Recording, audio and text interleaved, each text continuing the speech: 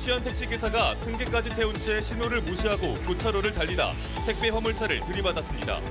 이 사고로 두 아이의 아빠이자 새벽 배송 일을 하며 생계를 꾸려가던 30대 택배기사가 목숨을 잃었습니다. 의과대학이 없는 전남이 대학 부속병원 설립에서도 외면받고 있는 걸로 나타났습니다. 5년 내 수도권에 건립될 예정인 대학병원은 11곳에 이르는 반면 광주 전남권에 신설되는 대학병원은 단 한 곳도 없습니다. 전남 동부지역 본부를 대폭 확대하는 전남도의 조직 개편안이 서부권의 반발에도 불구하고 본회의를 통과했습니다. 동부본부는 사실상 전남도 제2청사급 규모로 확대됩니다. 더불어민주당의 쇄신을 이끌 혁신위원장이 임명됐습니다. 민주당 혁신에 대해서는 모두 공감하면서도 혁신위의 권한과 역할에 대해서는 미묘한 차이를 보이면서 동상이몽입니다. 여러분 안녕하십니까? KBC 8시 뉴스입니다. 술에 취한 택시기사가 승객까지 태운 채 신호를 무시하고 교차로를 달리다 택배 화물차를 들이받았습니다. 이 사고로 두 아이의 아빠이자 새벽 배송 일을 하며 생계를 꾸려가던 30대 택배기사가 목숨을 잃었습니다. 고영민 기자가 보도합니다. 사고 충격에 튕겨져 나온 흰색 화물차가 인도 위 철제 기둥을 들이받습니다. 구급대원들이 도착해 현장을 수습합니다. 큰 소리가 나서 보니까 택시가 이게 회전하면서 멈췄고요. 이게 막 파편들이 이렇게 주변에 흩날려 있었고 이제 택시 앞범퍼 쪽에서 연기가 나고 있었어요. 오늘 아침 6시 반쯤 광주광역시 광산구 신창동의 한 교차로에서 신호를 무시한 채 달리던 택시가 정상 주행 중이던 택배 화물차를 들이받았습니다. 이 사고로 택배 화물차 운전자 37살 A씨가 크게 다쳐 병원으로 옮겨졌지만 결국 숨졌습니다. 30대 택배기사는 물류센터로 출근하러 가던 길 사고가 난 것으로 알려졌습니다. 숨진 택배기사는 두 아이의 아빠로 새벽마다 택배 일을 하며 생계를 꾸려가고 있었던 것으로 알려졌습니다. 경찰 조사 결과 택시기사의 혈중 알코올 농도는 0.045%로 면허 정지 수준이었습니다. 심지어 당시 택시 안에는 승객 2명도 탑승하고 있었던 상태. 택시기사와 승객 모두 크게 다치지는 않았습니다. 택시기사한테 신호위반, 음주운전, 교통법상 치사. 경찰은 택시기사에 대해 구속영장 신청 여부를 검토하고 있습니다. KBC 고영민입니다.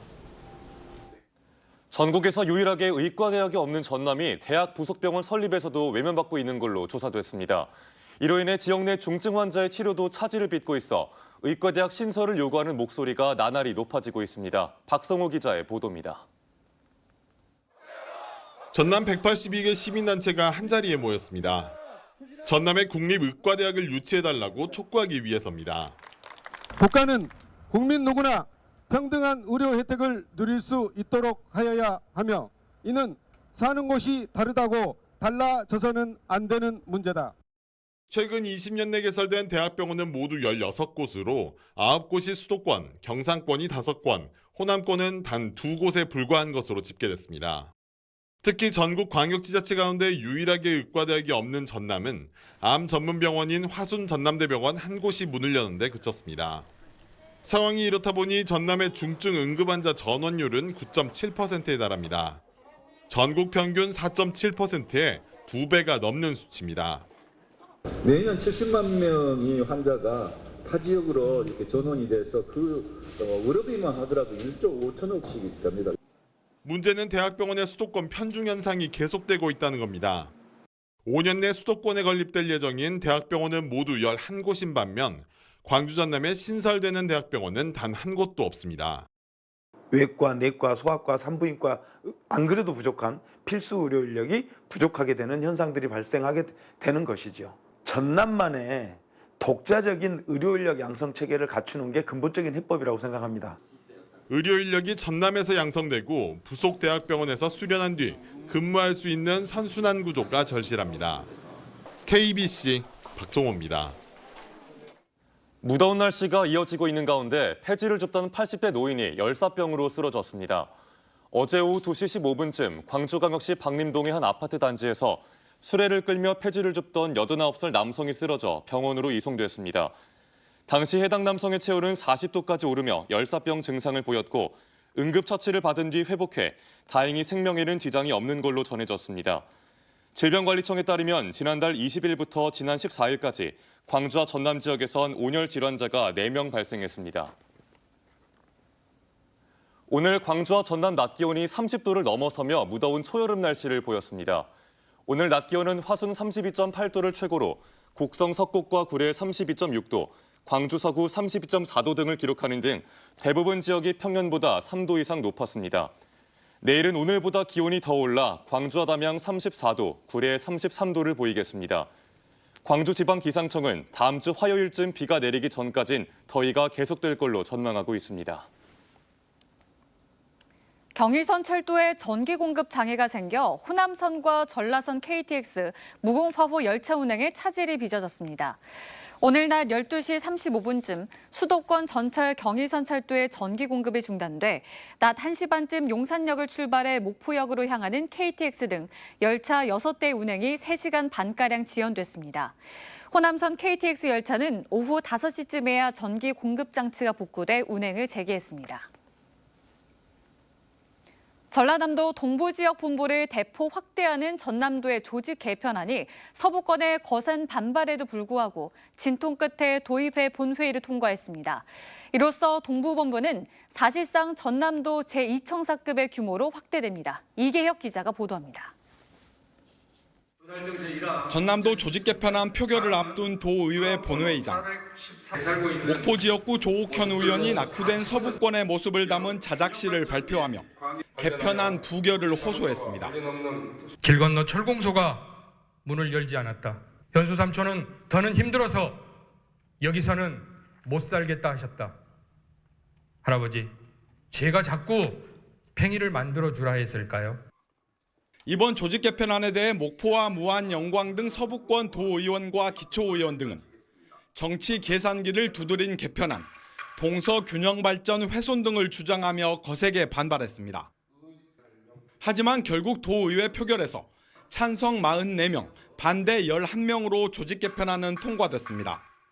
서부권 입장은 충분히 이해를 합니다. 그러나 균형 발전 위해서는 이번 조직 개편안이 상당하게 동부권과 서부권의 전남 발전을 위해서 좋은 방향으로 갈 것이라고 생각합니다. 이로써 현재 환경산림국 1국육과 154명 규모인 동부지역본부는 일자리 투자유치국과 문화융성국, 환경산림국 등 3국 1관 12과 322명 규모로 대폭 확대됩니다. 본부장 직급도 현재 국장급 상급에서 2급으로 상향돼 사실상 전남도 제2청사 역할을 하게 됩니다. 현재 순천시 해룡면에 건립 중인 동부본부 통합신청사는 내년 5월 준공 예정입니다. KBC 이계혁입니다. 더불어민주당의 쇄신을 이끌 혁신기구 수장이 임명되면서 혁신기구 역할에 대한 논의가 본격화되고 있습니다. 전당대회 돈봉투 사건의 재발 방지책을 마련해야 한다는 의견에는 공감하면서도 활동 방향과 권한에 대해서는 입장이 엇갈리고 있는데요. 이상환 기자가 지역 의원들의 생각을 들어봤습니다. 김은경 한국외대 법학전문대학원 교수를 혁신기구 수장으로 임명한 이재명 대표는 혁신기구에 모든 것을 맡기겠다고 밝혔습니다. 우리 지도부는 이 혁신기구의 개혁안들을 전폭 수용해서 새롭게 거듭나는 민주당, 그리고 유능하고 강한 민주당, 이기는 민주당을 만들어 가겠습니다. 혁신위원장이 임명되면서 혁신기구가 닻을 올렸지만 권한과 역할에 대해서는 미묘한 차이를 보이고 있습니다. 친명계인 정청래 최고위원은 당의 주인인 당원 중심의 정당을 만드는데 최선을 다해달라고 했지만 비명계인 김종민 의원은 기득권 방탄정당이라는 비판을 떨구어내는 것이 혁신이 역할이라는 입장입니다. 광주 전남 국회의원들의 생각도 엇갈리고 있습니다. A 의원은 혁신기구가 도덕적 기준을 강화하는 것만으로는 부족하다며 윤석열 정부와 최전선에서 싸웠던 사람들을 투입해 투쟁력을 높일 필요가 있다고 말했습니다. 반면 B 의원은 의원들이 코인이나 사고 팔지 않도록 시스템을 만들고 돈봉투 사건의 원인인 대의원 제도를 개선해야 한다고 강조했습니다. 이미 확정된 내년 총선 공천룰을 변경하는 권한까지 혁신기구에 줘야 하는지에 대해서도 의견이 충돌하고 있습니다. 혁신기구를 둘러싸고 민주당 의원들의 의견이 차이를 보이고 있는 가운데 김은경 혁신위원장이 어떻게 혁신안을 도출해 실현시키느냐에 혁신기구 성패가 달렸습니다. KBC 이상환입니다. 오늘 국회에선 과거사 젠더폭력 피해자들의 생생한 증언을 듣고 이들을 지원하기 위한 입법 토론회가 열렸습니다. 지난달 40여 년 만에 처음으로 KBC 보도를 통해 80년 5월 당시 계엄군 성폭력 피해 사실을 밝힌 생존자의 목소리도 국회에서 전달됐습니다. 구영슬 기자의 보도입니다. 80년 5월 당시 광주의 한 버스 회사 안내원이었던 김수연 씨. 회사 차량을 타고 퇴근하던 길 계엄군에게 당한 성폭력 피해를 43년 만인 지난 5월 KBC 취재진 앞에서 처음으로 털어놨습니다. 11시에 이제 모인다면 목소리를 내고 싶어요. 같이 나와서 좀 혼자는 못하니까 같이 나와서 같이 했으면 좋겠어요. 한 동참하고 싶죠. KBC 보도는 국회에서도 큰 관심을 갖는 기회가 됐습니다.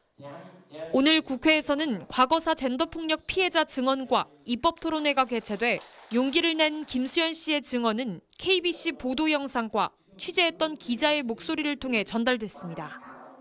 지금도 사실 광주를 안 오십니다. 저희 취재 때문에 한번 오셨었는데 그때 저희한테 하신 말씀이 5.18이 올해 43주년이었냐. 어쩌면 이번에 그 많은 세월을 이 아픔을 지고 살아오셨는데 정말 어려운 발걸음을 해주셨구나라고 생각을 했습니다. 5.18 민주화운동을 비롯해 형제복지원과 성감학원 등 과거 젠더폭력 피해자들의 증언도 이어졌습니다. 과거사 젠더폭력 피해자들을 지원하기 위한 입법화 논의도 이뤄졌습니다. 국가가 저지른 젠더폭력에 대한 진실 규명과 과거사 젠더폭력법 통과를 위한 논의가 활발하게 이루어졌으면 좋겠습니다. 5.18 진상규명조사위원회는 KBC 5.18 기획 목소리를 통해 알게 된 김수연 씨를 지난 14일 직접 만나 증언을 확보했으며 향후 지원에 최선을 다하겠다고 밝혔습니다. KBC 구영슬입니다. 경찰이 농로개설 특혜 의혹을 받고 있는 여수시 의원에 대해 수사에 착수했습니다. 여수경찰서는 지난해 도비 특별교부금을 받아 주민수건사업 명목으로 자신의 땅에 농로와 석축공사를 진행해 특혜 의혹을 받고 있는 여수시 A 의원에 대한 고발장을 접수해 수사에 들어갔다고 밝혔습니다. 해당 의원은 문제가 된 돌산 땅이 향후 개발이 가능해지고 이익이 발생할 경우 차익분을 사회에 환원할 의사가 있다는 입장문을 냈습니다. 생활 오폐수에 오염된 여수 도심 하천물이 농업용수로 사용되고 있어 농작물 피해가 우려됩니다. 전남환경운동본부는 지난 5월 5일부터 지금까지 생활 오폐수에 오염돼 물고기 떼죽음까지 일으킨 여수 쌍봉천 물이 인근 농경지로 흘러들어가면서 막대한 농작물 피해가 우려된다고 밝혔습니다. 특히 오폐수 오염이 발생한 지 2주가 다 되도록 하천 정비가 제대로 이루어지지 않으면서 농민들의 불안감이 커지고 있다며 조속한 대책 마련을 촉구했습니다. 진도 인근 바다에서 어선이 좌초됐지만 승선원 9명이 모두 안전하게 구조됐습니다. 오늘 새벽 1시 50분쯤 진도군 주지도 인근 해상에서 선장과 선원 등 9명이 탄 72톤 어선이 좌초됐다는 신고가 접수됐습니다. 해경은 경비 함정과 특수구조대 등을 급파해 사고 발생 30여 분 만에 선원들의 안전을 확보했으며 정확한 사고 경위를 조사할 예정입니다. 영부인을 사칭한 사기범에게 속아 수억 원을 건넸던 윤장현 전 광주시장이 손해배상 소송에서 승소했습니다. 광주지방법원 민사 10단독은 윤 전 시장이 50대 여성 김모 씨를 상대로 낸 손해배상 소송에서 김 씨가 윤 전 시장에게 4억 5천만 원을 지급해야 한다며 승소 판결을 내렸습니다. 김 씨는 지난 2017년 고 노무현 전 대통령의 부인 권양숙 여사를 사칭해 윤 전 시장에게 접근한 뒤 공천에 도움을 주겠다며 4억 5천만 원을 받아낸 혐의로 1, 2심에서 징역 4년을 선고받았습니다. 목포시 의회가 손예원 전 의원의 공예품 전시 예산 일부를 삭감했습니다. 목포시 의회 예산결산특별위원회가 손예원 전 국회의원의 나전칠기 공예품 특별 전시전 예산 2억 6천만 원 중 30%를 삭감한 1억 8천여만 원을 편성하자 손 전 의원은 삭감된 예산으로는 행사를 제대로 치를 수 없다며 반발하고 있습니다. 목포 시내버스가 7월 이후 공영제와 준공영제를 결합한 혼합형으로 운영될 걸로 보입니다. 박홍일 목포시장은 오늘 목포형 대중교통 시스템 구축안 발표를 통해 7월 이후에도 버스가 정상 운행되도록 버스회사와 원칙적으로 합의했다며 다음 달 말까지 직영 공영제와 노선 입차량 준공영제를 결합한 혼합형 운영체계를 추진할 계획이라고 밝혔습니다. 이를 위해 목포시는 다음 달부터 노선권 공영화와 노선체계 개편, 운영체계 확립 등 3개 주요 안건에 대한 시민 공론화를 진행할 계획입니다. 오영훈 제주특별자치도지사가 고흥군청에서 진행된 제주 역사와 문화, 지속가능한 제주관광을 주제로 한 특강에서 2025년 에이펙 정상회의의 제주 유치 추진과 제주와 고흥의 역사적 인연 등에 대해 이야기했습니다. 또 고흥군과 제주도는 고흥쌀과 제주 감귤의 유통 활성화를 위한 업무 협약을 체결하고 녹동신항의 제주도 물류 기지화 방안에 대해서도 논의했습니다.